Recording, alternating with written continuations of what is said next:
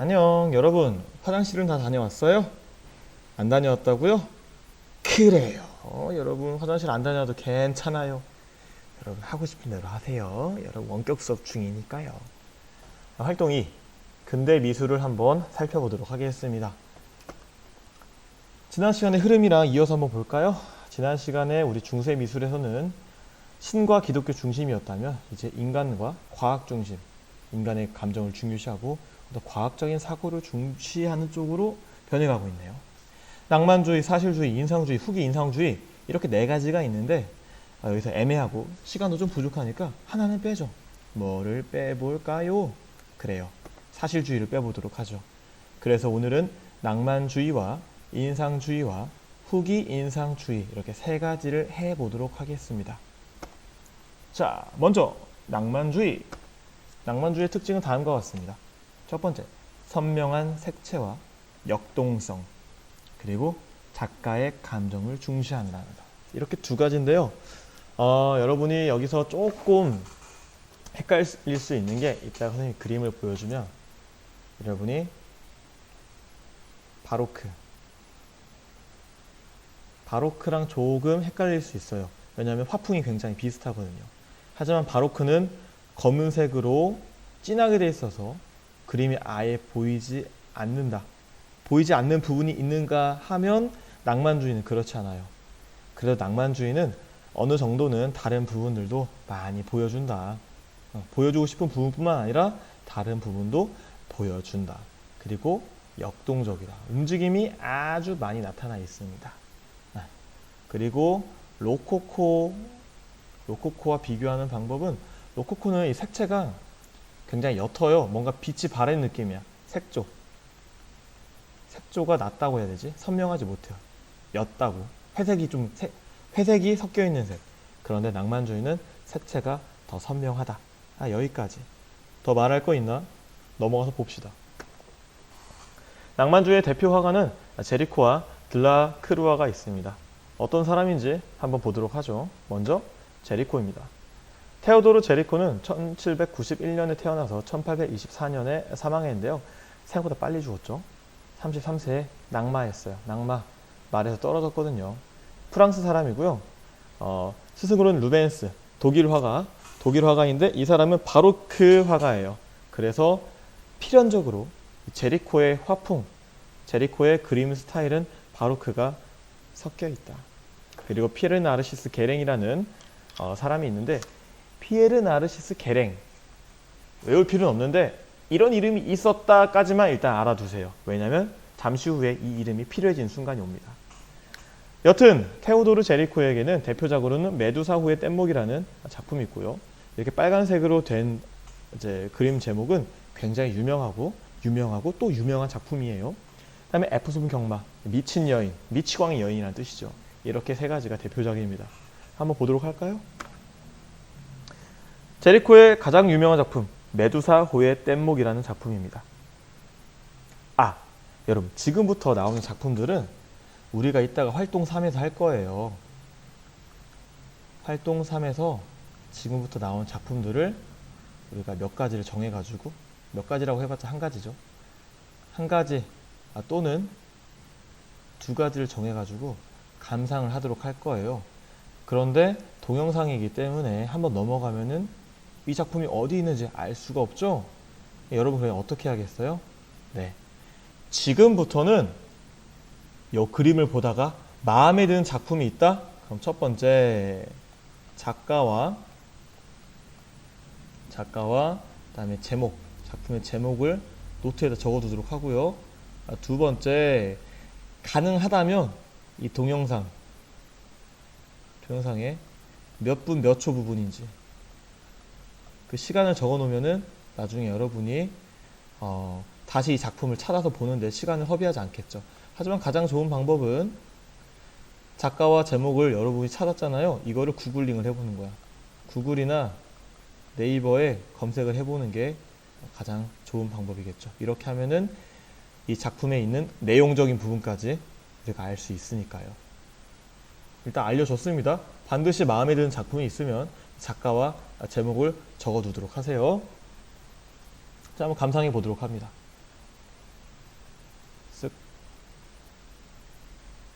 우린 시간이 없으니까 어떻게 단독 감상으로만 한번 해볼게요. 단독 감상 중에 딱 한 가지. 눈에 보이는 것. 눈에 보이는 것. 딱 한 가지. 뭐가 보이니? 뗏목이 보입니다. 뭐가 보이니? 여기 옷을 다 벗고 있습니다, 남자들이. 뭐 누가 보이니? 얘는 아예 다 벗고 있네. 야시야시하니까 지울게요. 자, 누가 보이니? 아무래도 배가 멀리 못 갈 것 같네요. 굉장히 음울하고 암울한 분위기처럼 느껴지고 여기는 아주 파도가 아주 그냥 높이 치고 있네요. 이 사람 거의 죽었어. 여기는 아주 배가 굶주려가지고 갈비뼈 나왔고 요런 게 보이긴 해. 넘어갑니다. 다음에 에프손 병마라는 작품입니다. 뭐가 보이니? 말이 보입니다. 뭐가 보이니?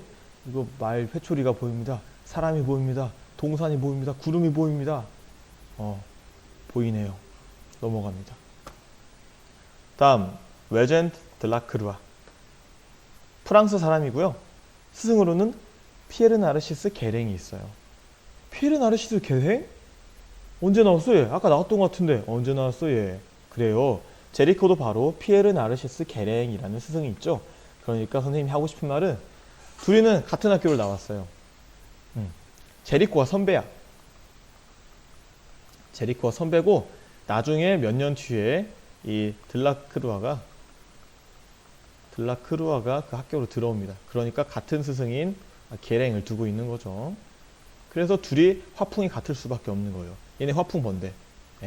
지금 배우고 있잖아. 낭만주의, 로맨티즘이에요. 로맨티즘. 이 사람의 대표적은 키오트 섬의 학살, 민중을 이끄는 자유의 여신. 굉장히 유명한 작품이에요. 민중을 이끄는 자유의 여신. 이게 왜 유명하냐면 프랑스 혁명. 이 프랑스 혁명이나 아니면은 여러 가지 혁명의 시대에 이걸 표현하는 참고 자료를 굉장히 많이 제시됩니다. 민중을 이끄는 자유의 여신, 그 다음에 단테의 배. 작품 한번 보도록 할게요. 드라크루아. 이제 선생님 뭐가 보이니? 라고 안 할 테니까 여러분이 뭐가 보이는지 한번 보세요. 알았죠? 프랑스 국기 보여요? 프랑스 혁명과 관련된 거예요. 자, 뭐가 보입니까?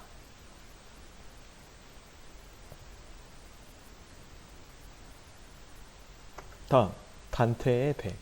단테의 배는 여러분이 찾아보면은 위키백과나 구글링, 네이버에 찾아보면은 굉장히 많은 정보를 얻을 수 있을 거예요.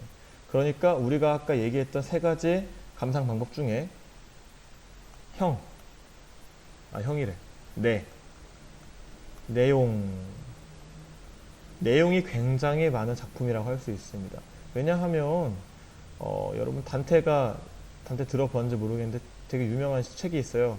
단테의 신곡이라고 굉장히 유명한 책이 있는데 이 책과 관련된 내용이에요. 그래서 이게 지금 어떤 장면이고 어떤 부분이 표현된 건지 이런 것들을 찾아보면은 내용 중심의 감상을 하는데 굉장히 도움이 됩니다. 넘어갈게요. 다음, 사르다나 팔루스의 죽음. 이 중에서 과연 사르다나 팔루스가 누구일까요? 누가 사르다나 팔루스일까요? 궁금하죠? 누가 사르다나 팔루스일까? 궁금하죠? 한번 찾아보세요. 누가 사르다나 팔루스인지 검색해서 찾아보세요. 그 외 작품들, 낭만주의의 다른 작품들을 알아보겠습니다. 자크 루이 다비드의 호라티우스 형제의 맹세. 자, 그럼 누가 호라티우스 형제들일까? 누가 호라티우스 형제들일까? 그렇죠. 여기가 바로 호라티우스 형제들입니다. 다음, 고야. 프란시스 고야라는 사람인데요. 선생님이 개인적으로 굉장히 좋아하는 화가예요. 이거는 고야의 작품 중에서 그나마 양호한 작품. 고야의 작품은 보면은 굉장히 사람을 우울하게 만들어요. 굉장히 불편하게 만들고 굉장히 우울하고 불편하게 만드는데 여러분 궁금하면 한번 찾아보세요. 찾아보고 나서 이거를 반드시 그런 작품들을 단독 감상을 해 주었으면 아주 좋겠네요. 단독 감상하기에 굉장히 좋은 작품입니다. 이 화가가 그린 그림 자체가. 넘어갈게요. 자, 근대의 미술 사조 중에서 인상주의를 한번 가보도록 하겠습니다. 인상주의의 특징은 과학적인 산물의 특징인 이 르네상스 시대의 화풍을 거부했습니다. 뭐가 있어요? 대표적으로 원근법 그리고 정교한 색채가 있죠. 이것들 거부했어요. 그럼 어떻게 하냐? 난 느낌대로 하겠다 이거야. 어떻게 인상 깊은 그 순간, 찰나의 한순간 그 순간을 그리겠다 이거예요. 그러니까 현실에서는 이렇게 빨간색 사과가 있는데 엄마한테 혼났어. 엄마한테 혼난 다음에 보니까 이게 빨간색이 아니야. 무슨 색처럼 느껴져? 무슨 색처럼 느껴져 이게? 어디보다 무슨 색처럼 느껴볼까요? 그래요. 보라색. 보라색처럼 느껴졌어요. 그러면은 인상주의 화가들은 어떻게 그려요? 사과 그림을 어떻게 그릴까요? 보라색으로 색칠을 해버립니다. 이게 바로 인상주의 화가들의 특징입니다. 자, 인상주의의 대표 화가들은 누구누구가 있냐? 한번 볼까요? 첫 번째, 모네, 마네, 르누아르. 이렇게 세 명이 대표적인 화가입니다. 특히나 모네는 굉장히 대중적으로 유명한 화가인데요. 대전에서도 그렇고 전시전이 굉장히 자주 열리니까 여러분이 나중에 크면은 선생님한테 오늘 배운 지식을 가지고 반드시 한 번쯤은 작품을 감상해 보도록 하세요. 자, 클로드 모네는 프랑스 사람입니다. 스승은 마크 가브리엘 샤를 글레르, 스위스 사람이죠. 스위스 하면은 뭐가 떠올라요? 요들송, 마테호른, 이런 글씨 되게 못 쓰네. 넘어가겠습니다. 어쨌든 스위스 하면은 여러분 굉장히 뛰어난 풍경이 이제 떠오르죠. 그런데 이 스위스는 워낙 눈도 많고 얼음도 많고 햇빛도 많다 보니까 순간순간마다 빛에 따라서 색깔이나 아니면 물체 형태나 심하면은 그 물체 형태까지도 왜곡이 돼 보이고 그래.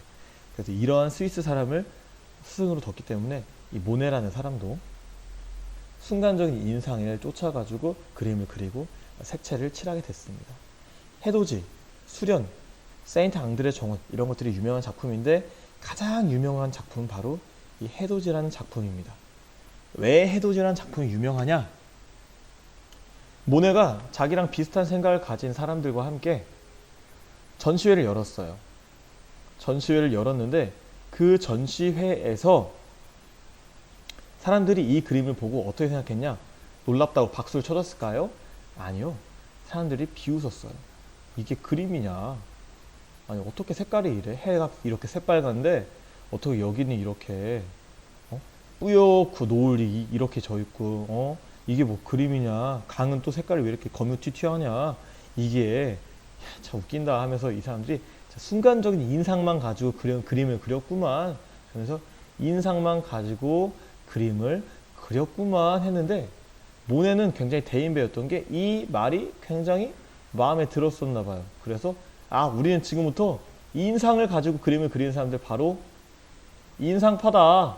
인상파. 막 인상에 이렇게 찌푸리고 다니는 그런 사람이 아니라 이 순간적인 느낌을 캐치해서 그림을 그리는 사람. 인상파다 해서 인상파가 생겼고 이 인상파의 흐름을 바로 인상주의라고 하는 겁니다. 다른 그림도 볼까요? 모네, 성 앙드레 정원입니다. 클로드 모네의 작품. 또 볼까요? 자, 수련. 모네는 수련을 굉장히 좋아해가지고 수련 작품을 굉장히 많이 그렸는데 가끔 그런 게 있어요. 수련 연작. 수련 연작. 이게 뭐냐면 같은 수련을 여러 번 그렸다는 거예요. 어디서? 한 자리에서 같은 수련을 여러 번 그려. 그러면 어떻게 되냐? 우리가 아침 11시에 본 수련이랑 오후 3시에 본 수련이랑 밤 7시에 본 수련이랑 다 느낌이 다를 거란 말이에요. 왜냐? 여기는 살짝 밝고 엄청 밝고 빛이 거의 없는데 모습이 다 다르잖아요. 그러니까 이런 인상의 흐름, 시간의 흐름이나 느낌의 흐름에 따라서 연작을 그렸다. 그래서 모네는 수련을 굉장히 많이 그렸다. 다음 에두아르 마네, 프랑스 사람이에요. 가만 보면 프랑스 사람이 굉장히 많죠. 왜냐? 프랑스가 예술의 중심지예요.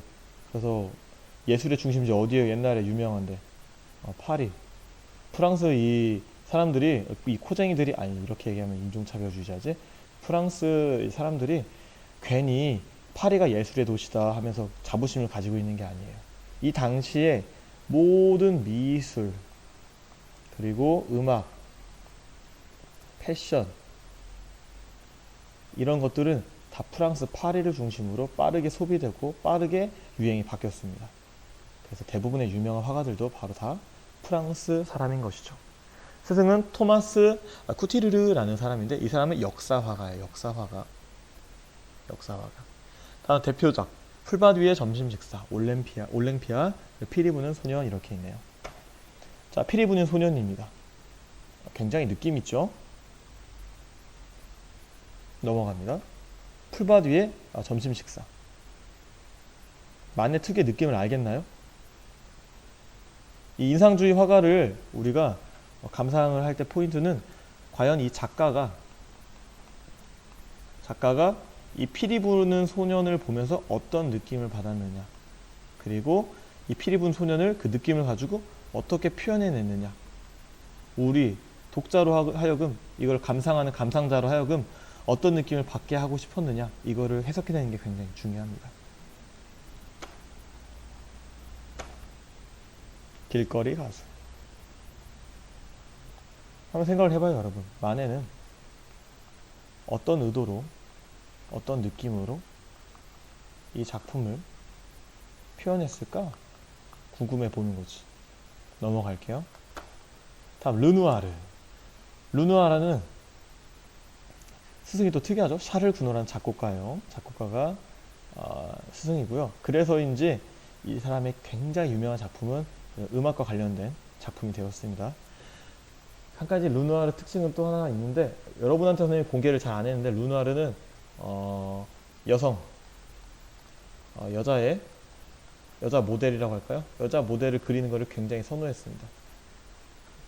어떤 여성의 아름다움을 굉장히 찬양했기 때문에 이 사람의 작품에는 여성의 어떤 누드화나 아니면은 여성을 대상으로 한 그림들이 굉장히 많아요. 한번 보도록 할까요? 물론 오늘 예시 자료에서는 다 뺐습니다. 물랑 드 라 갈라트의 무도회라는 작품입니다.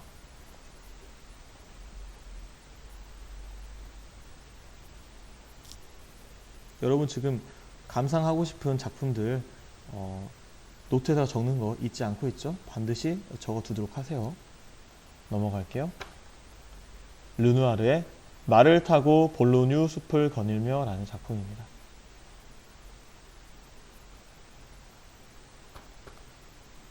그리고 물뿌리개를 든 소녀. 어디 보자. 물뿌리개 어디 있어요? 여기 있네. 물뿌리개 여기 있네요. 그 외 작품들. 인상주의와 관련된 그 외 작품들. 베르트 모리조의 로리엔트 항구라는 작품입니다. 베르트 모리조는 참고로 여성 화가예요. 뭔가 사연이 있겠죠? 자, 이 사연이 궁금한 사람은 한번 찾아본 다음에 그 찾아본 내용을 바탕으로 내용 중심의 감상을 해보면 되겠습니다. 자, 다음 까뮤 피사르의 몽마르트 대로 연작입니다. 연작. 아까 전에 연작이 뭐라고 그랬어요? 같은 대상을 시간의 흐름에 따라서 여러 번 반복해서 그린 거예요. 반복해서 연이어서 그린 거야. 연속적으로 그린 거. 그러면은 이거 말고 다른 그림도 있겠네? 찾아보면 그게 뭐가 될까? 바로 또 내용 중심의 감상이 될 수 있겠습니다. 아니면은 다른 작품을 하나 더 가지고 와서 비교를 하면서 비교 감상을 해도 되겠죠. 넘어갈게요. 마지막입니다. 후기 인상주의로 가보도록 하겠습니다. 자, 후기 인상주의에서는 분별력이 생겼고요. 개인적이에요. 이게 무슨 말이냐? 인상주의는 사실 약간 의미가 좀 퇴색돼가지고 이 사람들이 어떤 물질의 본질을 이제 전혀 생각을 하지 않아. 너무 지나친 거지. 순간의 인상만을 찰나의 순간만을 포착해서 그리려고 하다 보니까 그냥 아주 그냥 그림이 아주 개판이야, 개판. 막 대충 그려놓고 내 인상은 이랬어. 대충 그려놓고 내 인상은 이랬어. 내 느낌은 이랬어. 라고 해버리게 되는 거야. 그러니까 이건 너무 아니다 싶은 거지. 그래서 나름 분별력이 있으면서도 개인만의 화풍을 이제 추구했던 사람들이 바로 후기 인상주의의 사람들이 되겠습니다. 그래서 이 사람들은 개인적인 느낌이나 개인적인 화풍, 개인적인 특색이 굉장히 뚜렷해요. 때문에 호불호가 있고, 이런 호불호가 거의 없는 이제 화가들, 이를테면 고흐, 그러니까 이를테면 고흐, 이 고흐의 작품 같은 경우에는 정말 비싸다. 고흐의 작품 중에 제일 비싼 작품이 그게 얼마지? 200억인가? 그렇게 해서 경매에 팔릴 정도니까 이를테면 고흐. 고흐가 후기 인상주의 작가라는 거 반드시 기억해 두세요. 말하자마자 나옵니다. 후기 인상주의의 대표 작가 3명. 반 고흐, 빈센트 반 고흐, 고갱, 그리고 세잔입니다. 살펴보도록 할까요? 굉장히 희귀한 사진이에요. 왜냐면 여러분이 앞으로 보는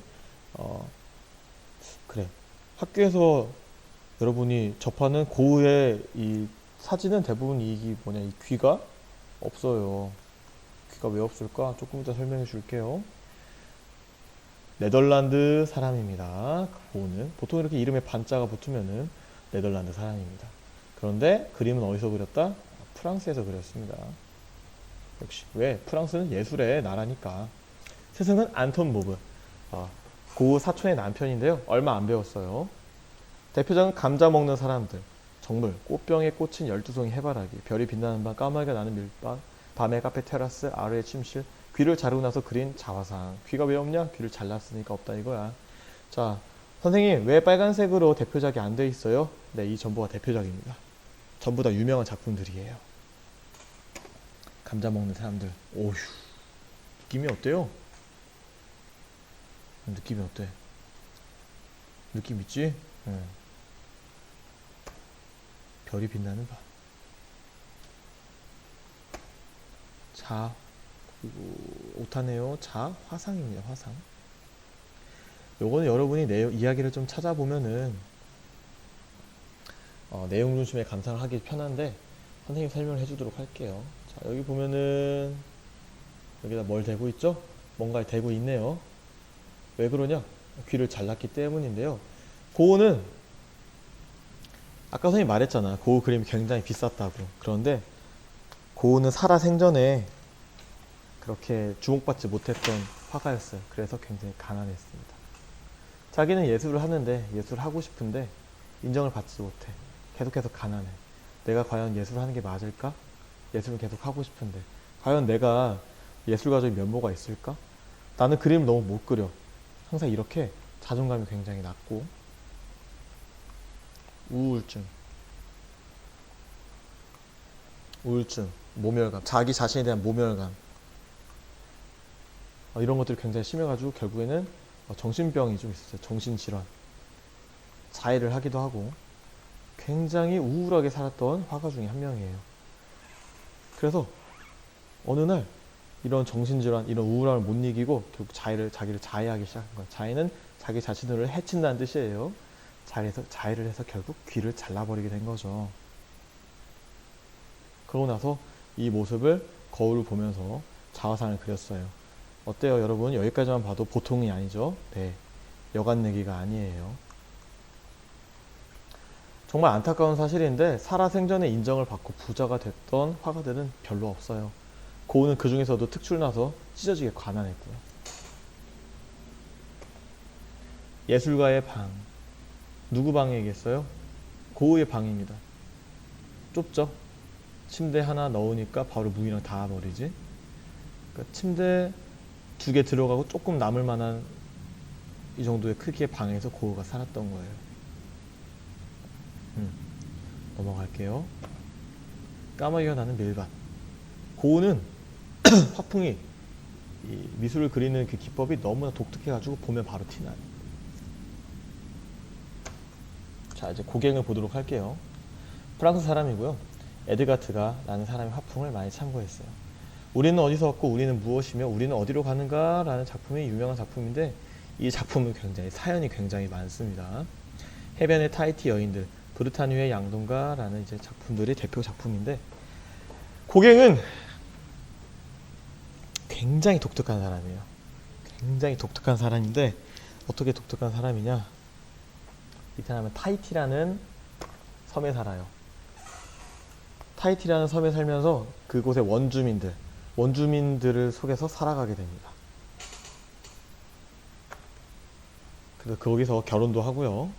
젊은 이제 막 사람 엄청 자기보다 엄청 나이가 어린 사람.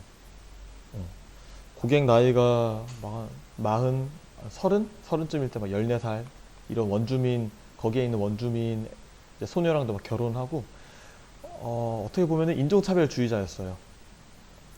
백인을 제외하고는 굉장히 조금 쉽게 생각하고 약간 멸시하고 하찮게 생각하고 약간 그런 사람이었어요.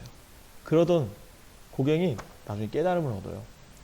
깨달음을 얻어서 자기가 약간 반성하고 말년이 얻은 깨달음을 바탕으로 이 작품을 그려냅니다. 우리는 어디서 왔고 무엇이며 어디로 가는가. 이 작품은 고갱의 가장 유명한 작품이면서 가장 많은 의미가 내포되어 있는 작품입니다. 자세한 내용은 여러분들의 감상을 위해서 선생님이 넣어두도록 하겠습니다. 만약 여러분 감상을 한다면 내용 중심 감상이 가장 알맞고요.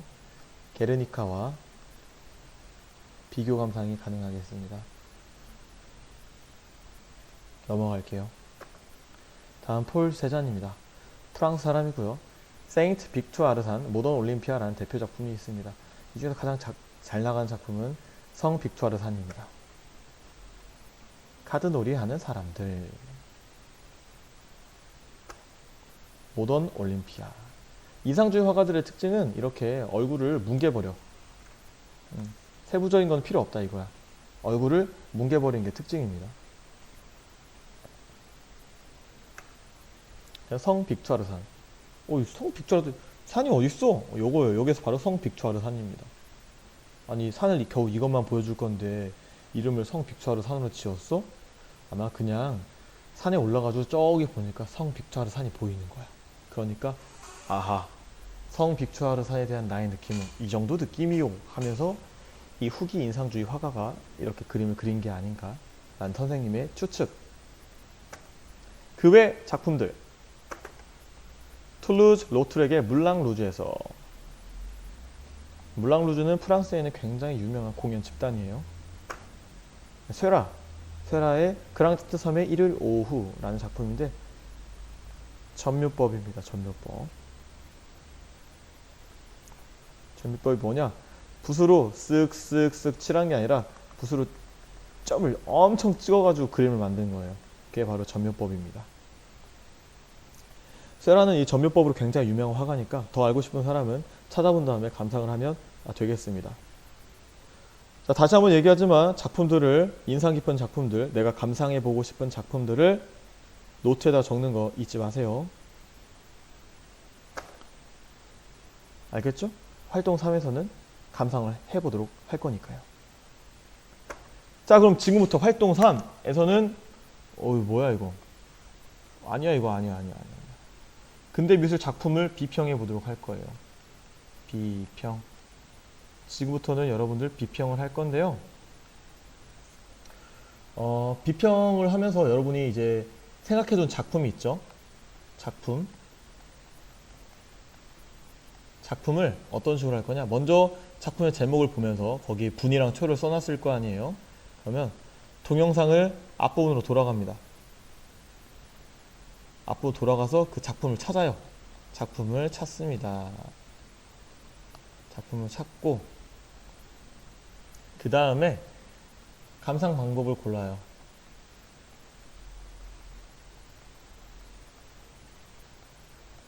감상 방법을 고르고 그 다음에 세 번째로는 감상 결과를